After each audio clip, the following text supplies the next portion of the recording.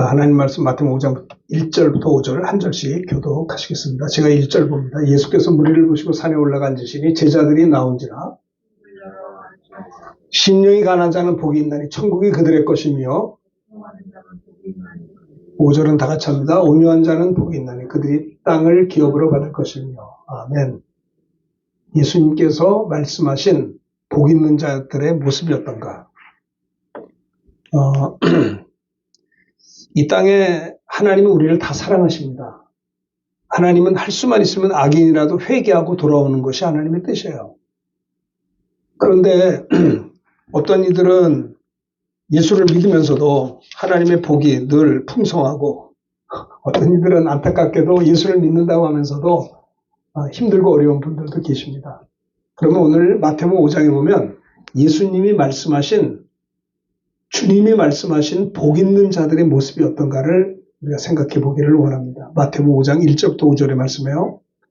마태복음 1장은 예수님의 족보가 나오고요. 또 예수님이 탄생이 나옵니다. 마태복음 2장에 보면 또 예수님께서 탄생하셔서 어려움을 겪는 일들이 나오죠. 피난도 가시고 이렇게 했지만은 하나님의 은혜로 주님께서 나사렛 동네에서 잘 성장하게 되신 내용들이 나오고요. 마태복음 3장에는요. 예수님을 증거하는 선지자, 마지막 선지자 세례 요한이 나옵니다. 세례 요한이 마태복음 3장에 보면 보라, 저분이 세상 죄를 지고 하는 하나님의 어린 양이다. 구약에 그토록 예언됐던 메시아가 바로 저분이다. 이제 세례 요한이 예수님을 이렇게 외칩니다. 예수님이 요단강에서 세례 요한에게 세례를 받으시면서 그때 성령의 충만함을 받으시고 하늘문이 열리면서 성부 하나님께서 이는 내 사랑하는 아들이요 내 기뻐하는 자라. 성령의 충만함을 요단강에서 세례를 받으실 때 성령 충만을 받으신 다음에 그 다음에 한 것이 뭐냐면 마태복음 4장에 보면요. 성령 충만 받았던 예수님이 성령에 이끌려 광야로 가셔서 40일 동안을 금식하며 기도하신 내용이 마태복음 4장 1절부터 나오죠. 40일 동안을 금식하며 줄이시며 기도하셨던 주님이 사탄이 시험하는 마귀가 예수님을 유혹합니다. 너가 정말 하나님의 아들이냐? 그렇다면 이 배가 고프지 이 돌을 가지고 떡덩이를 되게 만들어 먹어봐라. 그럴듯한 유혹이에요. 예수님은 하나님이세요. 전능하신 분이기 때문에 아니 돌 가지고 떡을 해서 먹는 게 아니라 그보다 더한 것도 하실 수 있는 주님이시지만은 주님이 사단을 향해서 말씀합니다. 기록되었을 때 사람이 떡으로만 살 것 아니요 하나님의 입으로 나오는 모든 말씀으로 살 것이니라 라고 기록된 말씀으로 사단의 유혹을 물리친 것을 볼 수가 있어요. 여러분 잘 보세요. 사람은 영혼과 육체로 되어 있거든요. 하나님이 사람을 흙으로 만들었기 때문에 육체는 흙이에요. 육체는 누구든지 흙으로 왔다 흙으로 돌아가는 겁니다. 병들었다고요? 병들으면 육체가 빨리 죽으면 더 빨리 흙으로 가고요. 아니 교통사고 나서 죽는 사람들 보면 흙으로 왔던 인생이 육체가 더 빨리 흙으로 가요. 인생이 70이요 강건하면 80이며 요즘은 100세 시대이긴 합니다만은 여러분 이 육체는 하나님이 흙으로 만드는 거예요. 그런데 하나님 창세기 2장 7절에 보면 하나님이 사람을 흙으로 지으시고 그 코에 하나님의 생기를 불어넣어서 사람이 생명이 되었어요. 그러니까는 하나님께서는 우리 육체만 만든 것이 아니라 그 코에 하나님의 생기를 불어넣어서 사람이 영적, 생명, 사는 영, 영혼이 있는 존재가 되겠다라고 하는 겁니다. 그러니까 제가 입고 있는 이 양복은 내가 아니고 내 옷이에요. 양복은 한 10년 정도 입으면 다 낡아서 버리게 됩니다. 그렇죠? 10년 이상 입을까요? 10년, 15년 입으면 이 수명은 한 10년, 15년짜리 옷이에요. 이건 내가 아닙니다. 내 옷입니다. 마찬가지예요. 이 육체는 수명이 70년, 80년, 길게 살면 100년까지 가요. 이 제가 가지고 있는 이 손은, 이 육체는 수명이 100년, 이 양복은 10년이에요. 근데 이 양복이 제가 아니라 이 손이 나잖아요. 근데 진정한 이 육체는 내 옷이고 육체 속에 있는 하나님의 생기로 부음받은 영혼이 나다라는 겁니다. 사람이 떡으로도 살아요. 육체는. 그러나 하나님이 원하는 모든 말씀으로 산다는 것이에요. 여러분 이제 우리 운동하는 친구도 있는데 아주 식사도 참 식단 관리를 잘하고 운동도 열심히 하니까 남다르게 근육이 있고 건강해요. 잘 아프질 않아요. 육체가 건강해요. 왜요? 관리를 잘하기 때문에 그런 거예요. 자 보십시다. 자 우리 영혼이 왜 힘이 없느냐? 여러분, 이 운동하는 친구들은 굉장히 절제를 해요. 식사도 나쁜 건 안 먹어요. 근육에 도움이 될 만한 거, 병될 건 안 먹습니다. 그리고 이렇게 비만 같은 거 다 방지해요. 그 열심히 또 운동합니다. 남다르게 땀 흘리면서 해요. 그렇기 때문에 육체가 건강해요. 여러분, 우리 영혼이 건강하려면 가만히 있으면 되는 게 아니라요. 영혼의 양식을 잘 먹어야 돼요. 영혼이 튼튼하기 위해서 기도도 해야 돼요. 네? 영혼이 운동도 해야 된다고요. 이래야, 근데 영혼에 대해서 관심이 없어요, 도대체. 예? 사람을 보더라도 외모로만 사람을 판단하지 그 중심, 영혼을 보지 못해요. 우리 주님은 40일 금식하시다가 줄이시고 배고플 때 사단이 와서 예수님을 넘어뜨리려고 유혹을 했어요. 시험하여. 생각해 보세요. 예수님도 마귀가 시험했는데 저와 여러분들은 가만 놔둘까요? 우리는 유혹 안 할까요? 여러분, 베드로 사도는 말합니다. 너희 근신하라 깨어라. 잘 들으세요. 근신하라 깨어라라는 깨어라. 깨어라. 너희 대적 마귀가 우는 사자같이 두루다니며 삼킬 자를 찾는 거예요.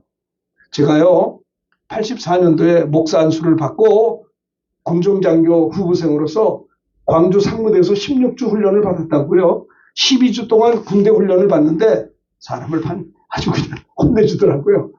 16주 동안 장교훈련 받을 때 8kg가 빠졌어요. 몸 하루 종일 땀을 흘렸어요. 그리고 이제 그때 내가 신혼 초였어요. 83년에 결혼했다 84년 목사가 돼서 이렇게 군목으로 왔기 때문에 제 집사람이 이제 저희 어머니 이제 돌아가시면 그때는 어머니하고 제 집사람이 저한테 면회를 왔어요. 한 5주 6주 되니까 면회를 왔어요. 면회 오니까 막 갈비찜도 가져오고 뭐 맛있는 음식을 바리바리 싸와서 면회하는 데서 맨날 그냥 군에서 주는 뭐 막 먹죠. 야, 맛있다고. 자, 그 좋은 음식을 먹었어요. 그리고 이제 면회 끝나서 이제 집사람하고 어머니는 이제 또 서울로 올라가시고 나는 또 이제 내음반으로 들어가는 겁니다. 밤 한 11시, 12시, 1시쯤 되니까 비상이 걸려요. 따라라고 오기전. 아니, 밤 1시에 무슨 비상을 또 걸어. 조금 전만 해도 면회에서 기뻤는데. 그러면서 그 연병장의 그 뭡니까 중대장과 구대장들이 훈련 후보생들 팬티바람으로 단독군장으로 집합. 아니 새벽 1시에 밖에 나가가지고요 그 연병장을 뛰는 거예요. 그 내 속으로 너무하다. 조금 전만 해도 6주 동안 우리 고생하다가 처음으로 어머니 만나고 집사람 만나서 맛있는 음식 먹었는데 그거를 든든한데 그 막 밤에 잠을 안 재우는 거예요. 나중에 봤더니 당신들이 군인으로 왔는데 민간인들 만나서 세속에 또 민간인 사상이 되면 군대 생활에 사고생이 긴장이 풀어진다는 거예요. 이해가 되더라고요. 여러분 군대는요 긴장 풀면 사고 나거든요. 매 순간순간 군대는요 긴장을 해요. 긴장을. 여러분 8kg 빠진다는 게 장난인 줄 아십니까? 힘들어요. 힘들으니까 군인이 되는 겁니다. 그래서 이 나라 지키는 거예요. 여러분 손바닥만한 이 한반도를 지키는 것도 이러한 60만 대군의 피와 땀이 있는데 하물며 우리가 신앙생활이 저절로 되는 줄 아세요? 우리 신앙생활이 영적인 전쟁이라는 거 모르세요? 우리 신앙생활이 긴장을 다 풀어놓으면 괜찮다고 생각하세요? 넉넉히 있으면 안 되는 거예요. 근신하라 깨어라 너희 대적 원수마귀가 두루다니며 삼킬 자를 찾나니 예수님도 말씀했어요. 너희가 1시간 동안도 나와 함께 깨어 기도하지 못하느냐? 마음은 오늘의 육신이 약하다. 잘 들으세요. 운동하는 사람이 육체가 건강해요. 너무 멋있어요. 나도 남자지만 운동하는 친구들은 너무 괜찮아요. 아주 인기가 있습니다. 그렇다면 여러분 보세요. 하나님이 우리 육체도 소중하지만 우리 영혼이 말입니다. 너무나 빈곤해요. 내 영혼이 너무 배가 고파요. 내 영혼이 너무나 메말랐어요. 내 영혼에 아무런 감동도 없어요. 그러니까 영적으로 눌려서 살아요. 그래서 인생을 살면서도 기쁨이 없어요. 예수를 믿으면서도요. 얼굴이 밝지가 않아. 조그만 어려움에도 넘어지고 일어나지를 못해요. 네? 기도도 한마디 제대로 못해요. 여러분 하나님께서는요. 내 영혼이 잘된 같이 범사가 잘되고 강건하기를 원한다는 것이에요. 저도 예수 믿었지만은 은혜 받기 전에는요. 사람을 외모로 판단했어요. 나보다 키가 작다든가 못생겼다든가 가난하다든가 공부를 못했다 무시했어요. 그 나보다 잘난 사람 보면 내가 열등감을 갖고 살았어요. 그런데 제가 은혜 받고 보니까 내 육체가 내가 아니라 내 영혼이 나다라는 걸 발견한 다음에는 누구를 보더라도 그 한 영혼이 소중하게 보였어요. 와, 좋더라고요. 난 여러분 사업하는 사람들이 열심히 땀 흘려 일을 해요. 스트레스 받고 돈을 벌어요. 왜요? 자식들, 가족들 육신적으로 고생할까봐 고생을 하고 있어요. 그렇다면 그렇게 열심을 내는 건 좋은 일이에요. 그런데 그렇다면 우리가 영혼을 위해서 우리가 정말 내 가족들을 위해서 기도해야 되고 하나님의 말씀으로 무장해가지고 승리해야 된다는 거예요. 오늘 거룩한 주일이면서 동시에 민족 대명절 설날이에요. 설날. 나는 어저께 좀 우울하더라고요. 좀 쓸쓸해요. 왜 쓸쓸하냐면 돌아가신 어머니 아버지가 보고 싶은 거예요. 갑자기. 그걸 잊어버리고 살다가 돌아가신 어머니 아버지가 그렇게 생각이 나는 거예요. 야, 계셨더라면 얼마나 좋을까. 내가 달려갔을 텐데. 달려가가지고 나이하고 어리광도 부리고 그러잖아요. 부모님한테. 안 계신 거예요. 물론 하늘나라가 만나지만. 그렇더라고요. 이 명절이라고 하는 것은 참 정말 다 지금 보세요. 다들 지방에 들어가고. 우리도 언젠가는 주님 재림하는 날 우리 본향은 하나님 나라거든요. 아마 그 나라에 가게 될 줄로 믿습니다. 오늘 특별히 이 예수님이 말씀하신 이 팔복 가운데 복 있는 자들의 모습이 어떤가에 대해서 제가 설교하고 싶어요. 마태복음 4장에서는 예수님이 기록된 말씀으로 사탄을 물리치고 난 다음에 보세요. 예수님이 공적 생애는요. 세례 요한에게 세례받고 성령 충만 받으시고 두 번째 성령에 이끌려 광야로 가셔서 금식하신 다음에 기록된 말씀으로 3번씩이나 사탄을 물리친 다음에 그 다음부터 사탄은 떠나가고 돕는 천사들이 나타나서 수정을 들면서 드디어 예수님은 하나님의 아들로서 구세주로서의 공생애가 시작되는 것이 마태복음 4장 17절이에요. 그래서 마태복음 4장 17절은요. 이제는 더 이상 예수님이 공적인 생애가 출발되는데요. 17절이 먼저서 회개하라는 거예요. 회개하라. 천국이 가까웠느니라. 이 사람들아 너희들은 세상에서 태어나서 세상의 풍습에 익숙하고 여기서 결혼하고 시집가고 장가가고 애 키우고 사는 것밖에 모르는 친구들아 회개하라. 하나님께로 돌아와라. 천국이 왔다라는 거예요. 예수님이 왜 오셨어요? 우리에게 그저 90년 100년 이 땅에 그냥 잘 살려고 보낸 게 아니라 하나님의 나라를 주시겠다는 거예요. 그래서 회개하면 주님께 돌아오면 천국이 임한다는 거예요. 예수님이 가는 곳마다 천국 복음을 전했어요. 말씀을 가르쳤어요. 그거로 끝난 게 아니라 백성 중에 모든 병과 약한 것을 고쳤던 것입니다. 마태복음 4장 23절에 보면 예수님이 회당에서 말씀을 가르치시고 제자들과 함께 두루다니며 천국 복음을 전파하시고 또 모든 백성 중에 모든 약한 것과 병들을 고쳤다라는 게 마태복음 4장 23절에 나오거든요. 예수님의 공생의 3년 동안의 시간은 계속해서 반복해서 제자들과 무리들에게 말씀을 가르쳤습니다. 어디에서든지. 두 번째, 복음을 전하셨습니다. 세 번째, 병든 자를 약한 것을 고치셨던 주님이십니다. 이 세 가지가 주님의 3대 사역이거든요. 이것을 3년 동안 계속 하시다가 나중에 때가 되어서 체포당하시고 십자가에 죽으시고 부활하시고 승천하신 거예요. 그 예수님의 세계예요. 그리고 성령을 보내주신 거예요. 그리고 또 하나, 이제 내가 다시 오겠다는 거예요. 재림만 남았어요. 자, 제자들은 예수님이 가는 곳마다 병든 자가 나뉘시. 이게 얼마나 대단해요. 그러니까 주님이 가는 곳마다 인산이례를 이룬 거예요. 많은 사람들이 몰려들었어요. 왜? 병 고침 받으려고. 지금도 병자가 많지만 옛날에도 많았거든요. 에덴에서 아담이 범죄해서 에덴에서 추방당한 이래로 이 지구촌에는 질병과 죄와 저주와 전쟁과 갈등과 미움과 이런 어두움이 가득 차 있는 세상 속에 예수님 당시에도 수많은 병자, 예수님은 가는 곳마다 소경이 눈을 뜨는 겁니다. 귀머거리가 듣습니다. 나병 환자들이 10명이나 고침받습니다. 주님이 가는 곳마다 못 고치는 병이 없었습니다. 주님이 가는 곳마다 물고기 2마리에 보리떡 5개로 5,000명을 먹여 12광주리가 남습니다. 물이 포도주가 되는 이적을 베풀며 제자들이 예수를 믿었다고 했어요. 그리고 예수님이 말입니다. 그렇게 한 다음에 그리고 사람들이 많이 몰려와서 산에 올라갔어요. 너무 많이 몰려오니까 산에 올라가셔서 무리를 보시고 예수님이 산에 올라가 앉으셔서 제자들이 나오고 무리들이 많이 몰려왔는데 이 예수님이 공생애 하시면서 제일 먼저 하신 메시지가 오늘 본문의 말씀 마태복음 5장 1절부터 5절이에요. 자, 1절을 보시면 자, 보십시다. 1절을 한번 다시 같이 읽읍시다. 시작. 예수께서 무리를 보시고 산에 올라가 앉으시니 제자들. 그러니까 무리들이 많이 몰려오니까 산에 올라가서 앉으셨을 때 많은 사람들이 이렇게 앉아있던 거예요. 제자들도 오고. 이게 산상수훈이라고 그래요. 그래서 예수님의 공생의 첫 번째 메시지입니다. 그래서 2절에 보면 입을 열어 그냥 가라사대인데 예수님이 입을 열어 가르쳐. 이건 뭐냐? 예수님 공생의 첫 번째 메시지가 이거예요. 입을 열어 가르쳐 이르시되 3절 다 같이 합니다. 시작. 심령이 가난한 자는 복이 있나니 천국에 거둘 것이요. 사실 이들이 산에 올라가서 앉아있는 이유는 뭐냐? 병 고침 받고 좀 살아보려고 한 건데 예수님은 병 고치는 건 두 번째고 천국을 얘기했어요. 너희들이 심령이 가난하면 천국이 너희들의 것이 된다. 주님이 이 땅에 오신 것은 물론 병 고치고 하는 것도 좋지만 우리를 하나님 나라를 주시려고 오셨다라는 것을 여기서 이야기하고 있는 것입니다. 예수님이 말씀하신 복 있는 자의 모습의 첫 번째가 뭐라고요? 심령이 가난한 자. 심령이 가난한 게 뭐예요? 따라합시다. 오직 주님만 사모함. 네. 자, 오직 주님만 사모하는 겁니다. 자, 3절 다 같이 읽읍시다.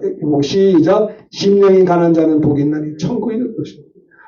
여러분, 내게 왜 천국이 임하지 않는 줄 아세요? 내 심령이 교만해서 그런 거예요. 내 심령이 가난하지 못해서 하나님의 나라가 여러분에게 없는 거예요. 내 삶 속에서 하나님의 나라가 임해야 될 거 아닙니까? 네? 그래야 예수 믿는 기쁨이 있을 거 아니에요.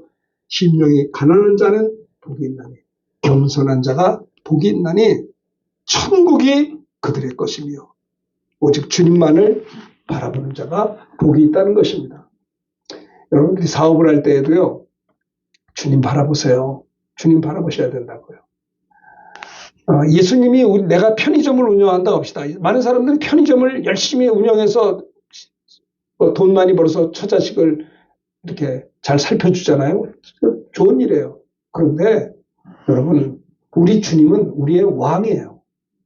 예수님은요, 내가 잘 살기 위한 주님은 도구가 아니에요. 잘 아시겠어요? 많은 사람들은 내가 이렇게 열심히 성공하고 행복하게 살 테니까 예수님 날 좀 도와주시오. 이런 식으로 해서는 안 된다는 거예요. 교만한 거예요. 먼저 그의 나라와 그 일을 구하라는 거예요. 너희가 먹든지 마시든지 뭘 하든지 다 하나님의 영광을 위해서 해야 된다는 거예요. 그렇죠? 심령이 가난한 자가 복이 있다. 예수님만을 앙망하는 자가 복이 있나니 오늘 아침에 어떤 목사님이 설교하는 걸 제가 들었어요. 아침 먹으면서 일산에 어떤 목사님이 이런 설교를 하시더라고요. 최순영 회장이 63빌딩을 지은 자, 우리나라가 63빌딩이 제일 높은 빌딩이거든요. 그 당시에 신동아 그룹 회장이었어요. 온누리교회 옆에가 그 신동아 아파트 있잖아요. 그 신동아에서 다 지은 거라고요. 최순영 회장은 우리나라에 좀 이렇게 훌륭한 재벌 CEO 한 사람입니다. 근데 그분이 신동아 회장으로서 건설을 주도했고 또 63빌딩도 건축했고 그 당시 최고였죠. 지금은 뭐 롯데에 더 높겠지만 최고의 장로님이셨어요. 그런데 그분이 간증하는 게 뭔지 아세요? 다 헛되다는 거예요. 자기가 한 게 뭐가 있느냐? 할렐루야 교회, 저 양재동에 있는 할렐루야 교회 김상 목사님, 그 교회를 건축하는데 장로님으로 수고하셨어요. 두 번째는 동부 이천동에 있는 온누리교회 하영조 목사님하고 김상 목사님하고 최순영 장로하고 이렇게 가까운 사이예요. 그래가지고 거기 또 온누리교회 건축하는데 섬기셨어요. 그분이 하는 말이 63빌딩과 신동아 그룹이 아니고 나에게 남은 거는 할렐루야 교회하고 온누리교회라는 거예요. 여러분 남는 거는 주를 위해서 하는 것만 남는 거예요. 난 여러분들의 삶이 하나님 나라에 정말 칭찬받을 만한 그런 아름다운 삶이 되셔야 된다고 저는 생각합니다. 오늘 특별히 설날을 맞이해서 서로 복 받으라고 많이 하는데 주님이 말하시는 복 있는 자의 모습은 어떠냐? 심령이 가난한 자가 내가 하나님만을 앙망하는 자가 복이 있나니 그들이 천국이 그들의 것입니다. 시편 40편 시편기 하나님이여 사슴이 시냇물을 찾기에 갈급함같이 내 영혼이 주를 찾기에 갈급하나이다. 여러분 은혜 받기를 사모해야 돼요. 사모해야 돼요. 하나님 더 이상 작년이나 올해나 도대체 성장하지 않는 내 모습이 답답합니다. 믿음이 성장하지 못하는 내 모습을 불쌍히 여겨주시고 나에게 은혜를 주세요. 사슴이라는 동물은 물이 없으면 못 산대요. 또 물이 없어도 잘 사는 동물은 저염소 알죠? 사냥. 저염소는 물이 없어도 잘 사는데 사슴이라고 하는 동물은 물이 없으면 견디질 못한대요. 사슴이 시냇물을 찾아 갈급한같이 내 영혼이 주를 찾기에 갈급하나이다. 잘 보세요. 도대체 조그만 세상의 유혹에도 넘어지는데 이 연약한 이 모습, 도무지 승리의 삶을 살지 못하고 예수를 믿는다면서도 기쁨도 없고 능력도 없고 기도응답도 체험하지 못하고 살아계신 하나님을 만나지도 못하고 빈들의 마른 불과 같이 답답한 나의 모습, 내 영혼이 주를 찾기에 갈급하나이다. 시편 기자는 갈급한 은혜 받으려고 하는 사모하는 마음이 그에게 있어서 하나님이요, 사슴이 시냇물을 찾기에 갈급함 같이 내 영혼이 은혜를 받기 위하여 갈급하나이다. 사모함이 있어야 되는 거야. 예전에 우리 교회에서 부흥회를 4번이나 한 적이 있었어요. 어떤 목사님을 모시고. 이제 그 목사님을 초청하게 된 이유가 내가 그분 목사님 유튜브를 보다가 그분 유튜브를 5시간을 봤어요. 오, 이게 뭐야? 어떻게 이렇게 설교를 해? 어떻게 이렇게 역사할 수 있어? 내가 그분에게 전화를 했는데 외국에 계시더라고요. 선교사님이에요. 그래가지고 내가 추적을 했어요. 이 인터넷을 뒤졌어요. 내가 이 목사님과 전화를 좀 한번 해야겠다. 당신이 가지고 있는 복음, 당신이 그 기쁨, 능력 보고 싶다. 그래가지고 하나님의 은혜로 그를 파송한 교회를 찾았어요. 그래가지고 전화해가지고 서로 연결이 돼서 정말 코로나 이전에 여기 오셔서 4번이나 부흥회를 한 적이 있었어요. 여러분, 사모하는 자에게 하나님이 은혜를 주시는 거예요. 이렇게 시시하게 예수 믿을 수 없다. 이렇게 한눈 팔면서 두 마음을 품으면서 언제까지 이렇게 살 것인가? 내 심령의 교만함을 회개하고 누가 복이 있는 자냐? 심령이 겸손한 자, 가난한 자. 이게 뭐예요? 주님 아니면 나는 안 됩니다. 주님 아니면 나는 한 발자국도 살 수 없습니다. 내 영혼이 주를 찾기에 갈급하다. 내 영혼이 하나님 곧 살아계신 하나님을 갈망하나니 이것이 바로 심령이 가난한 자인 것입니다. 여호와는 나의 빛이요 나의 구원이시니 내가 누구를 두려워하리요? 여호와는 내 생명의 능력이시니 내가 누구를 무서워하리요? 이렇게 고백을 한 것을 볼 수가 있어요. 군대가 나를 대적하여 진칠지라도 내 마음이 두렵지 아니하며 전쟁이 일어나 나를 치료할지라도 나는 여전히 태어나리로다. 4절 27 시편 27편 4절 다 같이 읽읍시다. 시작. 내가 여호와께 바라는 한 가지 일 그것을 구하리니 곧 내가 내 평생에 여호와의 집에 살면서 여호와의 아름다움을 바라보며 그의 성전에서 사모하는 것이라. 하나님을 사모하는 것을 기도하겠다는 거예요. 이 누가복음 2장에 보면요. 시몬이라고 하는 사람이 있어요. 시몬. 이분은 시몬과 안나가 있는데 일평생 뭐를 바라고 살았느냐? 메시아가 오실 것을 바라며 살았어요. 드디어 이 시몬과 안나는 주님의 초림을 사모하고 사모하다가 주님을 만나게 되었어요. 그래서 시몬 28절에 보면 시몬이 아기 예수님을 안고 하나님을 찬송하기를 주제여 이제는 말씀하신 대로 종을 평안히 놓아주시는도다. 내 눈이 주의 구원을 보았사오니 이는 만민 앞에 예비한 것이요 이방에 비치는 빛이요 주의 백성 이스라엘의 영광입니다. 자, 이게 뭐요? 시몬과 안나는 믿음의 하나님의 사람들이 말이죠. 예수님의 오심을 기다리고 드디어 일생 사는 동안에 구약에 예언된 메시아를 사모하고 사모했다가 드디어 주님을 만나서 아기 예수님을 안고 하나님을 찬송했던, 그러니까 사모하는 자에게 하나님이 은혜를 주신다라는 것을 우리가 누가복음 2장에서도 살펴볼 수가 있는 것입니다. 마가복음에서도 눈을 보지 못하는 불쌍한 맹인들이 있었는데요. 나사렛 예수시라고 하는 이야기를 듣고 소리를 지릅니다. 다윗의 자손 예수여 나를 불쌍히 여기소서. 많은 사람이 꾸짖어요. 야 그만해라. 그는 포기하지 않고 더 크게 소리 질러 나를 불쌍히 여기소서 외쳤을 때 주님이 그를 부르셨어요. 너를 부르신다. 안심하라. 맹인이 겉옷을 벗고 뛰어 예수님께 나왔을 때 예수님께서 하신 말씀이 뭐예요? 내게 무엇 해주기 원하느냐? 내가 보기를 원하나이다. 여러분 사모할 때 고침을 받는 거예요. 내가 비록 맹인으로 태어났지만 더 이상 이렇게 살 수 없다. 전능하신 주님의 사역을 귀로 듣다가 내가 우리 동네에 주님이 지나가시기만 해봐라. 내가 주님 앞에 달려가서 은혜를 받을 거다. 소리를 지르며 나를 불쌍히 2번씩이나 할 때 주께서 그를 향해서 못해주기 원하냐? 보기를. 여러분, 이렇게 가난한 심령으로 은혜를 사모하는 자에게 맹인이 눈을 떴다고요. 맹인이 눈을 떴으니 신났다. 이제 내가 재밌게 살겠다 그거겠어요? 그나마 울었을 거예요. 왜 울었는 줄 아세요? 하나님의 아들을 만났거든요. 구세주를 만났거든요. 눈만 뜬 게 아니라 구원받았거든요. 네? 구약에 예언된 메시아가 저분이라는 걸 본 거예요. 병 고침 받은 다음에 고침 받은 건 두 번째요. 나에게 임하신 그 주님, 그는 영육간의 구원을 받았고 참 심령이 가난한 자가 되어서 사모할 때 천국이 그에게 임했던 것을 볼 수가 있는 것입니다. 근데 재밌는 건 뭔지 아세요? 여러분 잘 아는 누가복음 15장의 말씀은요. 둘째 아들이 아버지가 있는 게 너무 불편해. 아버지가 잔소리가 많아서 그런지 아버지하고 헤어지고 돌아올 분깃을 가지고 멀리 떠나서 자기 마음대로 살고 싶었어요. 독립하고 싶었던 거예요. 자꾸 와서 아버지께 이야기하니까 아버지가 할 수 없이 살림을 나눠 주었어요. 그 둘째 아들은 아버지께 받은 분깃을 가지고 며칠이 안 돼요. 재물을 다 모아가지고 먼 나라, 왜 먼 나라 갔어요? 할 수 있는 대로 아버지하고 좀 떨어지는 게 좋은 것 같아서. 돈도 있겠다. 먼 나라에 가서 거기서 젊은 이 친구가 허랑방탕하여 그 재산을 낭비하며 재밌게 실컷 놀았습니다. 근데 그 물질이 세월이 지나니까 다 없어졌어요. 그리고 그 나라에 흉년이 들었어요.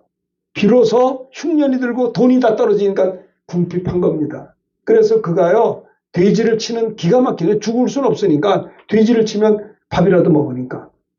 그런데 나중에는 돼지를 치면서 돼지가 먹는 열매를 먹었는데 너무 흉년이 드니까 주는 자가 없었어요.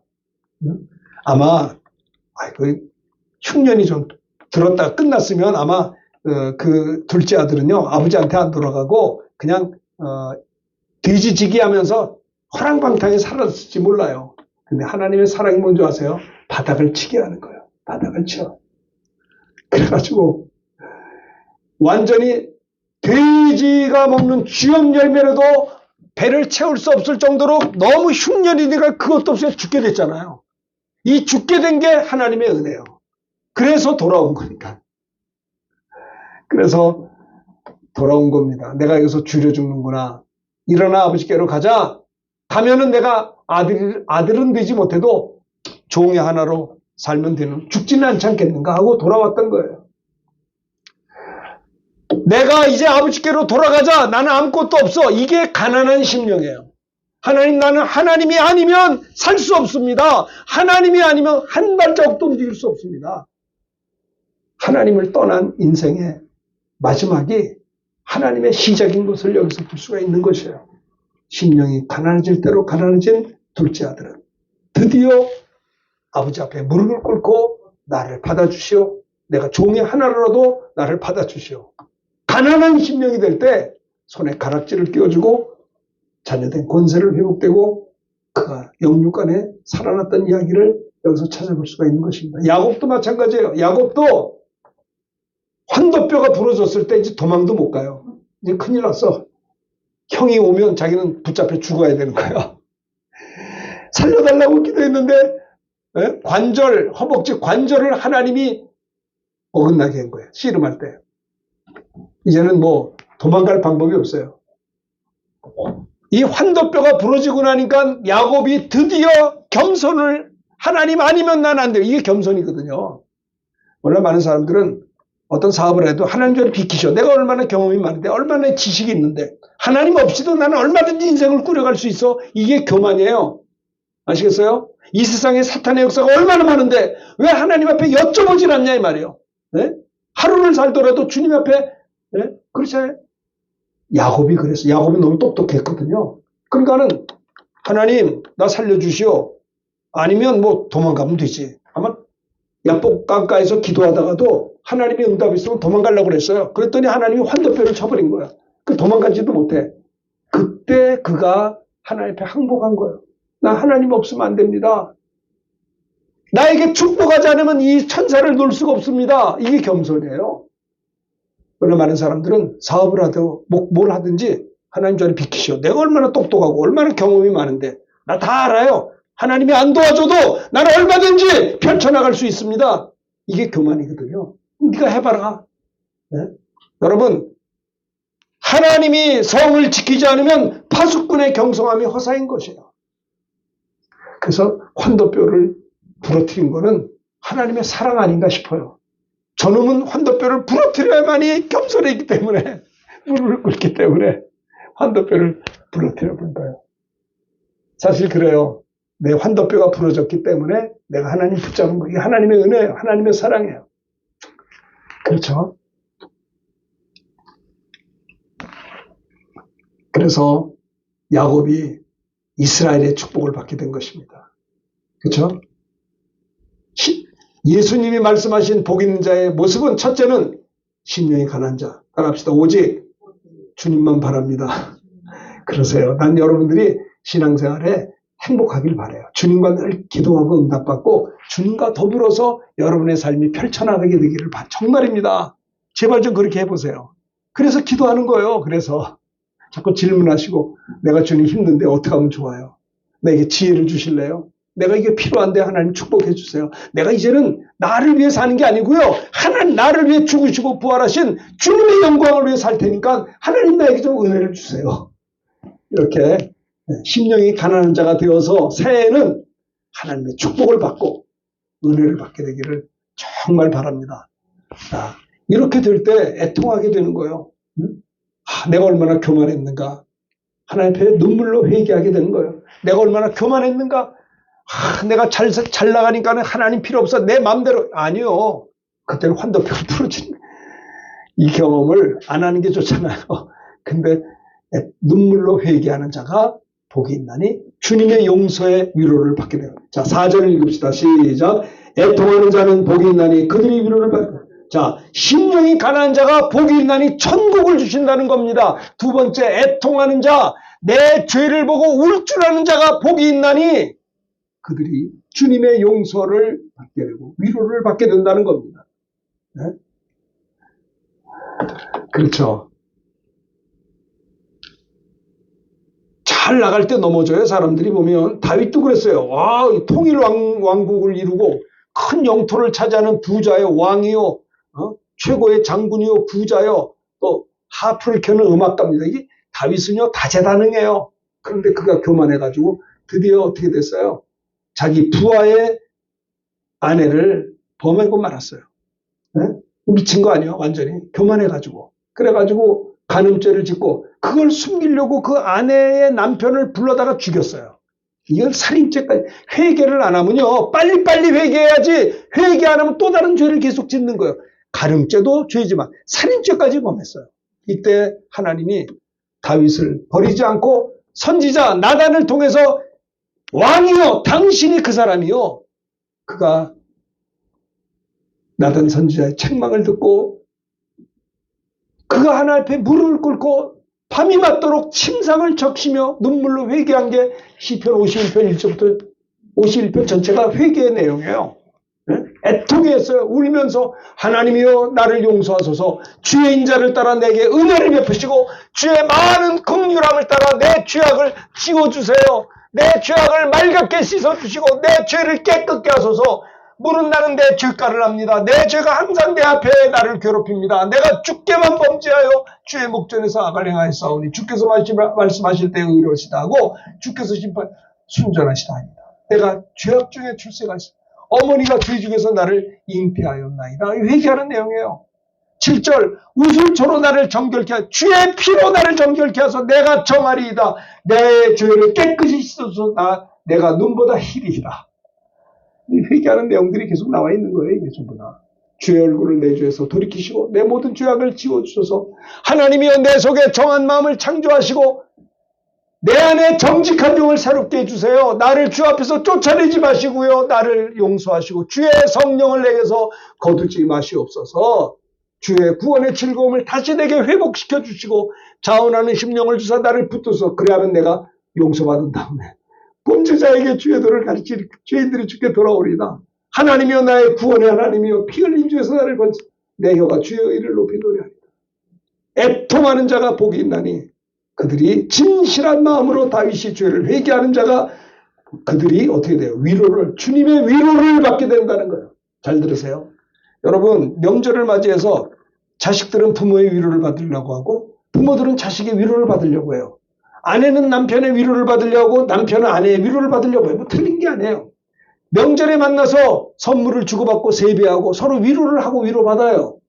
네? 저도 어저께 돌아가신 어머니가 생각나는 거예요. 가고 싶은 거예요. 갈 데가 없어. 쓸쓸하더라고요. 물론 장인어른 계십니다. 그렇죠? 근데 부모님, 나를 낳아준 분이 안 계시잖아. 얼마나 쓸쓸해. 가고 싶은 거예요.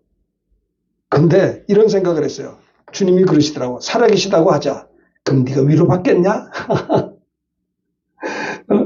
네가 보고 싶은 내 부모가 살아있다고 하자. 그럼 너 위로가 돼? 주님이 그러시는 것 같아. 여러분, 나의 위로는 어떤 사람이 아니요.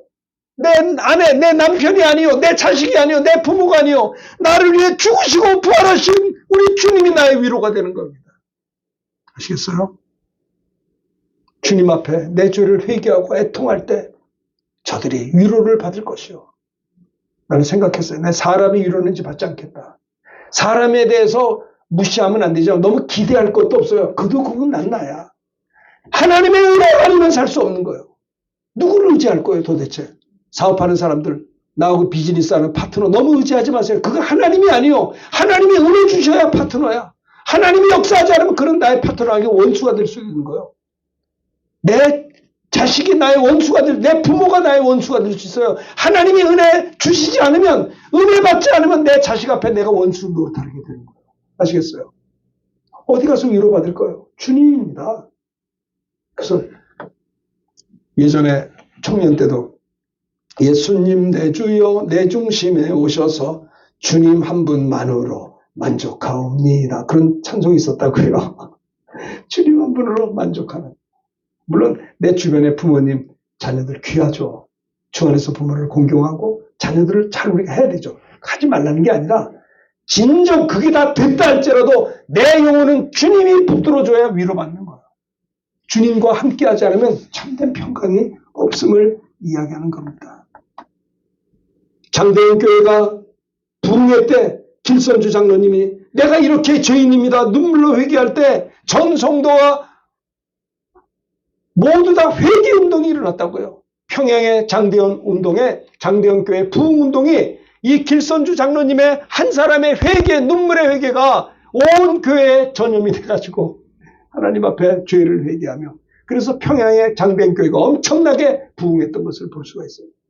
제가 1976년 영등포 한남교회 학생 청년 수련회 때 우리 학생 청년들이 가서 전도사님이 3박 4일, 4박 5일 부흥하는데 우린 모두 다 3박 4일 동안 엉엉 울면서 기도했어요. 아이고 얼마나 행복했는데 그 잊혀지지가 않아요. 1976년이었습니다. 그때 강사했던 목사님 미국에 지금 계세요. 연세가 이제 높으신데 내가 지난번에 영국에 가서 같이 집회하면서 물어봤어요. 목사님 그때 어떻게 그렇게 은혜롭게 설교를 하셨어요? 그때 전도사님이었잖아요. 그랬더니 자기도 모르겠대요. 자기도 그때가 그립다는 거예요. 성령이 충만해서 회개하고 할 때 큰 기쁨과 위로가 있었던 겁니다. 여러분은 애통하는 자가 내 죄를 볼 줄 알고 내 죄를 보고 가슴을 치고 주님 앞에 애통하는 자가 복이 있나니 저들이 주님의 위로를 받게 된다는 것을 성경은 이야기하고 있는 것입니다. 자, 빨리빨리 이제 지나가겠습니다. 그냥 세 번째까지 해보죠. 이 세리도 가슴을 치면서 나를 불쌍히 나를 죄인으로소이다. 이렇게 바리새인은 교만하게 얘기해요. 세리는 애통하며 눈물로 가슴을 치면서 회개할 때 주님이 그를 기뻐하셨다는 내용이 누가복음 23장에 나와 있고요. 그 다음에 주님께서도 말씀합니다. 나를 보지 말고 너와 내 자녀를 보고 울라. 주님을 보고 울지 말고 너와 내 자녀가 문제가 많다. 내가 나를 위해서 울며 기도해야 돼요. 나는 왜 이것밖에 안 되나? 나는 이렇게 날마다 넘어지는가?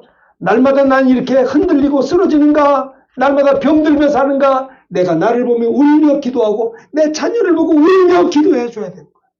주님은 왜? 그러면 응답하겠다는 거예요. 애통하는 자가 복이 있나니 저들이 위로를 받으며 응답을 받을 것이며 그랬어요. 여러분 생각해 보세요. 내가 나를 위해서 울음이 안 나와. 이건 빈들의 많은 풀 아니에요. 강팍해진 거예요. 응? 눈물로. 에레미야는 눈물의 선지자였어요. 제 우리 동기 목사님, 하루에 4시간씩 기도하는 목사님인데요. 그분은 무조건 울어. 야, 내 참, 야, 어떻게 저 목사님이 이렇게 울며 기도할까? 근데 은혜가 충만해요. 네? 눈물이 메마른 시대, 아무 감동이 없는 시대, 이 시대에 우리는 살아가고 있는 거 아닙니까? 너가 내 자녀를 보고 울며 기도하라는 거예요. 그때 하나님 응답해서 승리를 주신다라는 겁니다. 우리가 천국 가면 어때요? 네? 하나님께서 그의 눈에 모든 눈물을 씻어 주실 것이며, 요한계시록 하나님 나라에 가서. 자, 마지막 세 번째 5절. 첫 번째는 예수님 말씀하신 복 있는 자의 모습이 뭐예요? 오직 예수님만 사모하는 자. 두 번째, 진실한 마음으로 죄를 회개할 줄 아는 자. 세 번째, 5절입니다. 시작. 온유한 자는 복이 있나니 그들이 땅을 기업으로 받을 것이요. 온유한 자가 누구냐? 항상 겸손한 자세를 지킬 줄 아는 자. 네? 요셉은 총리가 된다음에도 우쭐하지 않았어요? 아니, 남자가 총리가 됐으면 어깨 힘줄 만하잖아요. 그러지 않았어요. 형님들이 왔을 때도 울며 그들을 위로했어요. 원수같지 않았어요. 겸손했어요. 온유했어요. 하나님 앞에. 오직 주님만 사모하며 하나님 앞에 범한 죄를 눈물로 진실한 마음으로 죄를 회개하는 자가 위로받은 다음에는 온유해지거든요. 그때 겸손할 수가 있다는 거예요. 이게 예수님이 말씀하신 복 있는 자의 모습이 이런 것이다라는 것을 이야기하고 있는 겁니다. 온유한 자는 복이 있나니 그들이 땅을 기업으로 받을 것이다. 주님도 말씀했잖아요. 나는 마음이 온유하고 겸손하니 내게 와서 배우라. 그랬잖아요. 수고하고 뭐 내가 너희를 쉬게 하리라. 주님이 말하면 나는 마음이 온유하게 겸손해서 나의 멍에를 메고 내게 배워. 그러면 너희 마음이 쉼을 얻으리니 이런 내 멍에는 쉽고 내 짐은 가벼우니라. 모세도 말이죠. 뭡니까? 12장 민수기 12장 3절 읽읍시다. 시작. 이 사람 모세는 온유함이 지면의 모든 사람. 모세가 훈련 광야의 그 연단 끝나고 드디어 온유함이 지면의 모든 사람보다 더할 때 하나님이 그를 썼던 것을 볼 수가 있어요. 네? 참 그렇습니다. 고린도서 13장에 보면 4절 사랑은 오래 참고 사랑은 온유하며 겸손하다는 거예요. 온유하다, 젠틀하다는 거죠. 젠틀. 무례히 행하지 않고 말이죠. 젠틀, 겸손, 온유한 자가 항상 겸손의 자세를 지키는 자가 하나님이 복 있는 자의 모습이 그러한 자다라고 하는 것을 이야기하고 있는 것이죠. 다윗은 얼마든지 큰 소리 칠 수 있었지만 여호와는 나의 목자시니 나는 양에 불과합니다. 항상 겸손한 거를. 그래서 선지자가 책망할 때도 교만하지 않고 그 자리에서 꼬꾸라져 회개한 건 겸손이에요. 그죠? 겸손했어요. 온유했다라고 하는 겁니다. 이런 자가 복이 있나니. 예수님이 말씀하신 복 있는 자의 모습이 세 가지예요. 오직 주님만 사모하는 자, 세상 사모하지 말고 주님의 은혜만을 사모하는 자, 진실한 마음으로 하나님 앞에 눈물로 애통하며 회개하는 자, 이것이 예수님이 말씀하신 복 있는 사람의 모습이에요. 이런 자들이 겸손하고 온유한다라고 하는 겁니다. 땅을 기업으로 받게 된다는 것을 이야기하고 있는 것입니다. 하나님은 교만한 자를 물리치지만 겸손한 자에게 은혜를 주시는 겁니다. 천사가 타락한 건 교만해서 타락해 마귀가 됐잖아요. 그러나 겸손한 자에게는 하나님이 은혜를 주신 거예요. 다윗은 정말 언제든지 겸손하게 늘 하나님 앞에 넘어지고 쓰러졌어도 그는 겸손히 회개했던 다윗을 봅니다. 그렇죠? 오늘 새해를 맞이해서 또 거룩한 주일을 우리가 맞이해서 예수님께서 말씀하신 복 있는 자들의 모습에 대해서 세 가지를 생각해 봤습니다. 심령이 가난한 자, 뭐요? 오직 예수님만 사모하는 자. 주님으로 인해서 위로받으려고 하고, 사람은 거기서 거기요. 주님으로 인해서 내가 살기로 사모하십시다. 은혜 받기를 사모하고, 하나님 나는 왜 기도가 안 됩니까? 기도 문 열어달라고 사모하며 기도하고, 능력 받기를 기도, 성령 충만 사모하는 자. 이게 예수님 말씀하신 복 있는 자의 모습이고요. 또 애통할 줄 알아. 내 죄를 보고 날마다 넘어지는 나를 보고 눈물로 기도하며 진실한 마음으로 회개할 줄 아는 자가 하나님의 응답과 위로하심이 있다는 것이고, 그러한 자는 진정 온유한 자가 돼서 땅을 기업으로 겸손한, 어떤 상황에서도 항상 하나님 앞에 겸손한 자세를 지킬 줄 아는 자, 온유한 자, 이것이 예수님 말씀하신 복 있는 자의 세 번째 모습이라는 것을 꼭 기억하시고, 우리가 이러한 아름다운 삶을 살아갈 수 있게 되기를 예수님의 이름으로 축원합니다. 자, 우리 하나님의 말씀 들은 걸 생각하면서 429장 찬송하면서 말씀 들은 걸 찬양하겠습니다. 세상 모든 풍파, 이거 좀 해주세요. 세상 모든 풍파 429장